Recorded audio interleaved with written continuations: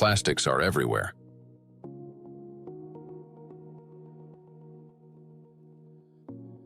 Since the mid-20th century, humanity has produced more than 9 billion tons of plastic, a material that was meant to make life easier, but has instead become a deadly trap for nature and for humanity. It is well established that most plastic is never recycled.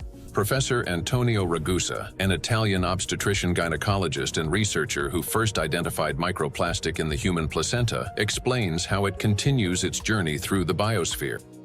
Of the millions and millions of tons of plastic we produce, less than 10% gets recycled. More than 90% is dumped into the environment. And when plastic gets dumped into the environment, it slowly breaks down into smaller and smaller particles, eventually becoming very small, microplastics, or even tiny nanoplastics. These particles travel down rivers, reach the seas, spread throughout the oceans, and enter the fish we later eat, so they end up back inside us. The problem of microplastics has long been observed in ecosystems across the globe. Professor Sedat Gündoğdu of Çukurova University in Turkey, founder of a research group on microplastics and expert in marine biology and Mediterranean microplastic contamination, speaks about this growing concern. I'm working on fish biology mostly. I was working on fish biology since 2016. During my PhD study, I recognized that all the sampling locations that we were for biodiversity fully polluted with plastics, not only microplastics, because first we realized that the main problem is plastic itself. Today we are accustomed to hearing the word microplastic. But there was a time when this term simply didn't exist. Professor Richard Thompson is a marine biologist at the University of Plymouth, director of the Marine Institute, officer of the Order of the British Empire, and fellow of the Royal Society. In his work, he was the first to describe microscopic plastic particles in the marine environment, laying the foundation for an entirely new field of research. When I started to teach, I set the challenge to some of my students. They went out onto the shoreline, they collected samples of sand, and we started to look at them under the microscope. And from the very first samples, we could see pieces that did not look like sand grains, brightly colored pieces, red and blue. And it was then almost a kind of forensic journey to confirm their identity. And we confirmed that they were indeed plastics. We showed that they were present around the UK in a range of different habitats, in sediments and in the water column. And interestingly, in that first paper in 2004, my first paper on the topic, we used the term microplastics. And the term hadn't been used in this context for truly microscopic pieces before. There had been, and we referenced them in our paper, some studies of small pieces of plastic before, but we went smaller than anybody else. We showed this bioavailability. We showed the temporal trend of increasing over time. The ocean is the main reservoir of plastic accumulation. It already contains more than 200 million tons of plastic waste, and this amount continues to grow every day. It is important to understand that plastic does not disappear. Under the influence of sunlight, waves, salinity, and mechanical friction, it breaks down into microplastics and nanoplastics. Microplastics are plastic particles smaller than 5 millimeters in size, while nanoplastics are smaller than 1 micrometer, about 1,000 times thinner than a human hair. There are about 350 trillion microplastic particles in the surface layer of the ocean alone. Yet the real number is far greater. Scientists estimate that roughly 90% of nanoplastic particles are too small to be detected by current analytical instruments. As water evaporates from the surface of oceans and other bodies of water, microplastic particles rise into the atmosphere together with the water vapor. Dr. Dusan Materic, an environmental analyst at the Helmholtz Center for Environmental Research, Germany, leads a research group dedicated to the study of nanoplastics. Dr. Materic investigates atmospheric nanoplastics at the Sonnenblick Observatory in Austria, the oldest high-altitude research station in Europe. And for those nanoplastics that fragments from big fibers, because of UV weathering, because of just mechanical forces, those shredding nanoplastics are much more potent to stay in the air for a long, long period, and that means picked up and brought even here at 3,106 meters above sea level. So what we discovered is that we have nanoplastics across all the stations, and we have nanoplastics even in the deepest ocean environment, and our deepest point is below 5,000 meters. Micro and nanoparticles in the atmosphere can travel thousands of kilometers, crossing from one continent to another. This is noted by Dr. Elke Ludewig from Austria, who heads the Sonnenblick Observatory and the European Center for Cloud Ambient Intercomparison, where the transport of these particles and the effects of this process are recorded. We know from different cases that we have really long transports of particles from, for example, Japan up to here, or Canada, for example. There are two examples I can tell you. The one is the accident in Fukushima. It took about 11 days until particles, aerosol particles with a higher radiation, received the Sonnenblick Observatory.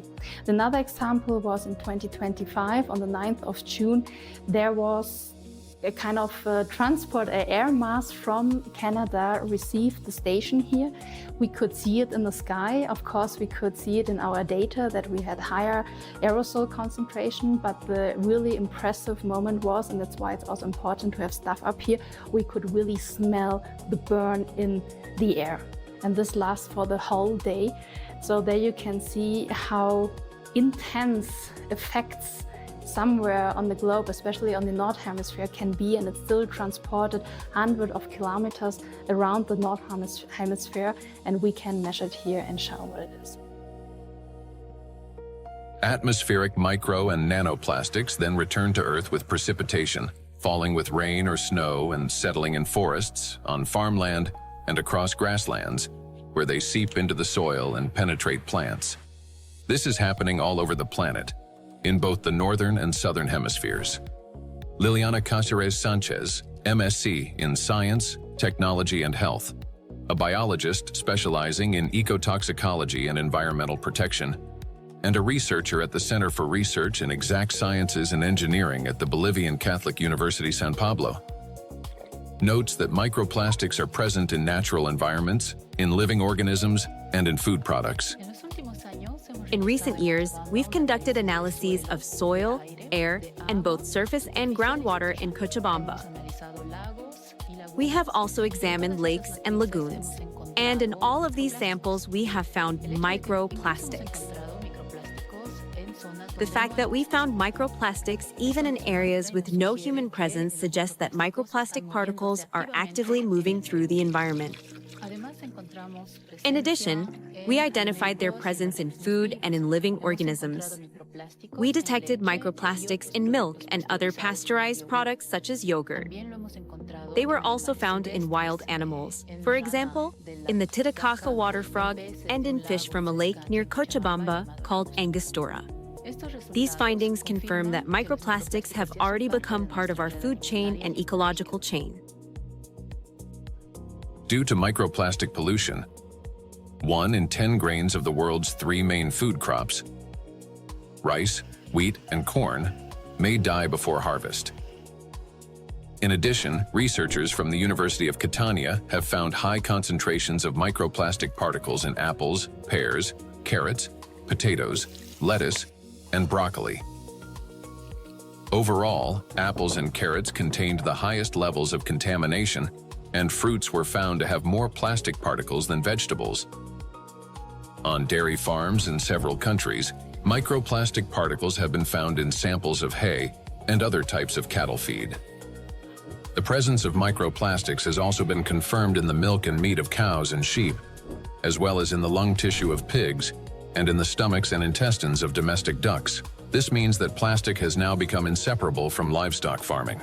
Scientists from the University of Newcastle in Australia estimate that the average person today consumes around 250 grams of plastic per year through food, the weight equivalent of 50 plastic bags. Moreover, humans inhale micro and nanoplastics. According to studies, an adult can inhale up to 106,000 microplastic particles during a 2-hour walk in a large city. And in areas near bodies of water, that number significantly increases. We encounter micro and nanoplastic every day when we brush our teeth, take a shower, eat, run errands, go for a walk, wear our clothes, use household appliances, or take medications, and when we are working on a computer, riding public transport, drinking coffee on the go, shopping in a supermarket, or relaxing outdoors. Micro and nanoplastics are everywhere, and we barely notice how deeply these particles have become embedded in our everyday lives today. There are 3 ways plastic gets into the body: through inhalation, through the skin, and through food. And what happens next? It enters the bloodstream. Until fairly recently, about 15 years ago, people thought plastic was inert. And in fact, if you look at these plastic pellets, not microplastics but larger macroplastics, even if you put them in water, they just sit there quietly. It seems like they don't interfere much with the environment. But once they break down into micro and nanoplastics, they get into the human body through those 3 pathways, enter the bloodstream, and from there reach all the parenchymal tissues, that is, the organs, kidneys, liver, heart, arteries, veins, placenta, breast milk. Micro and nanoplastics have already become an inseparable part of the human body. They accumulate in the tissues of the intestines, heart muscles, and in the endocrine and reproductive organs, disrupting their functions. There isn't a single place in the human body they cannot penetrate. Studies show that the highest concentrations of nanoplastic have been found precisely in human brain tissue. Professor Lucas Kenner, a pathologist, cancer researcher, director of the Christian Doppler Laboratory for Applied Metabolomics, and scientific director of the Micro-1 project studying microplastic and its effects on health, explains how micro and nanoplastic particles can evade the body's defense mechanisms and reach the brain within just a few hours. And we found out that particles which are in the bloodstream and cover themselves with cholesterol molecules, they easily can enter the blood-brain barrier, which is a very strict body barrier and protects the brain from toxic outside or even therapeutic substances. So it's, that it's difficult, for instance, to treat brain tumors because the blood-brain barrier is so strict also for medications. But particles can enter quickly because they cover themselves with molecules will help them enter the blood-brain barrier. And this is for me, it was really very striking to see that, that these particles in 2 hours after we give them an oral gavage, they're already in the brain. Scientists at the University of New Mexico have found that in every gram of brain tissue in middle-aged individuals, there are about 4,900 micrograms of plastic. This means that today, around 0.5% of the human brain is composed of plastic. Simple calculations show that the human brain contains on average around 7 grams of plastic, roughly the weight of a plastic teaspoon. And such a teaspoon is already inside the human head. It is well known that micro and nanoplastics are dangerous because of toxic chemical additives they contain, such as phthalates and bisphenols. Treating diseases associated with just 3 chemicals of the most toxic additives found in plastics costs humanity $1.5 trillion a year. But this is only the tip of the iceberg, as overall more than 16,000 chemical compounds are used in the production of various types of plastics, each carrying its own potential risks to human health. Yet there is another factor, one far more dangerous and still vastly underestimated, in how nanoplastics affect the human body. It is precisely this factor that allows nanoplastics to easily penetrate the body's protective barriers, and once inside, they are virtually impossible to remove.